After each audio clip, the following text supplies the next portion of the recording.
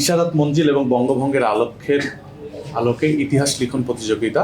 দ্বিতীয় একটি আছে শহীদ স্মারক বিতর্ক প্রতিযোগিতা, যেটি পুরস্কার বিতরণ। এবং আরেকটি হলো beyond the battlefield, women in the liberation war, মুক্তিযুদ্ধে আমাদের নারীদের অবদান সংক্রান্ত একটি রচনা প্রতিযোগিতা।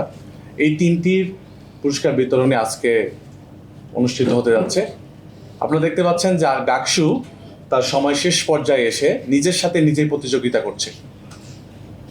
ইতিহাসে আপনারা এতদিন ধরে যে এক বছরে যে কাজগুলো দেখেছেন, আল্লাহর অশেষ মেহেরবানিতে আমরা ইতিহাসের সকল ডাকসুর যে কার্যকলাপ, সেই আলোকে আমরা তার চেয়ে অনেক বেশি কাজ করতে আল্লাহর মেহেরবানিতে সক্ষম হয়েছি শিক্ষার্থীদের সহযোগিতা এবং সকলের আন্তরিকতার প্রচেষ্টার মাধ্যমে। এবং আমরা শেষ পর্যায়ে এসে চেষ্টা করছি ডাকসুকে এমন একটা স্ট্যান্ডার্ড পর্যায়ে নিয়ে যাওয়ার, যে স্ট্যান্ডার্ডটাকে সহজে কেউ ক্রস করে যেতে পারবে না। এবং আপনারা জানেন যে এখানে আমরা যেমন আজকে মুক্তিযুদ্ধে নারীদের অবদান নিয়ে আমরা একটি প্রতিযোগিতা, এটা পুরস্কার বিতরণী হচ্ছে।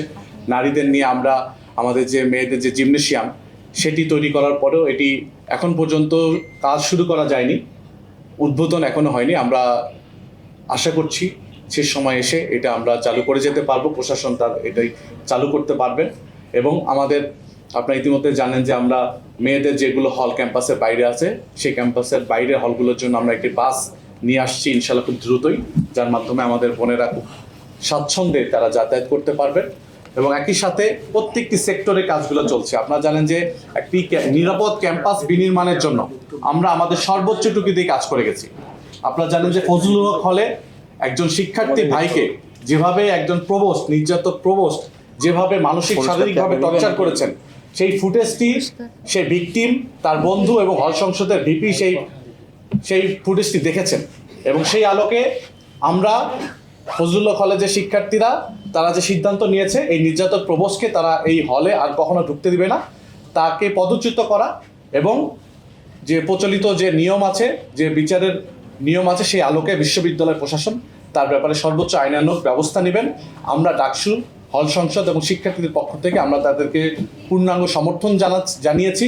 এবং গতকাল আমরা দেখেছি যে ছাত্র ইউনিয়নের নেতাকর্মীদের উপর ছাত্রদল একটি হামলা চালিয়েছে। আমাদের ছাত্র ইউনিয়নের কিছু নারী নেতৃত্বের উপরেও এখানে একটি আক্রমণের ঘটনা ঘটেছে। আমরা এটা ডাকসুর পক্ষ থেকে তীব্র নিন্দা এবং প্রতিবাদ জানিয়েছি। আমরা বলতে চাই, ছাত্রদল এই যে ক্যাম্পাসগুলো যে একটা ত্রাসের রাজনীতি কায়েম করছে, যে সন্ত্রাস কায়েম করছে, তারা যদি এই পথ থেকে ফিরে না আসে, তারা যদি এই কালচার যদি অব্যাহত রাখতে চায়, তাহলে ছাত্রলীগের যে পরিণতি হয়েছিল বাংলাদেশে, ছাত্রদলের পরিণতি খুব বেশি ভিন্ন হবে না। আমরা তাদেরকে অনুরোধ জানাতে চাই, আপনারা সময় থাকতে এখনও সঠিক পথে ফিরে আসুন, আপনারা এই সন্ত্রাসের রাজনীতি থেকে দূরে আসুন এবং শিক্ষার্থী বান্ধব কাজ যেভাবে ডাকসু করছে, অন্যান্য সংগঠন করার চেষ্টা করছে, আপনারাও সেদিকে মনোনিবেশ করুন।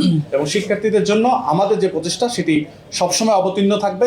ডাকসুর মেয়াদ শেষ হলেও যেন নতুন ডাকসু আবারও বিশ্ববিদ্যালয় প্রশাসন দেয়, সে ব্যাপারে আমরা আমাদের জায়গা থেকে ভয়েস রেজ করছি। আমরা সকল ছাত্র সংগঠনকে অনুরোধ করব, যার যার জায়গা থেকে আপনারা শিক্ষার্থীদের ম্যান্ডেট অনুযায়ী শিক্ষার্থী প্রতিনিধি যেন বাছাই করা হয়, সে আলোকে যেন ডাকসু খুব দ্রুত দেওয়া হয়, সে ব্যাপারে আপনারাও আপনাদের কার্যক্রম অব্যাহত রাখবেন, এই আহ্বান রেখে আমার কথা শেষ।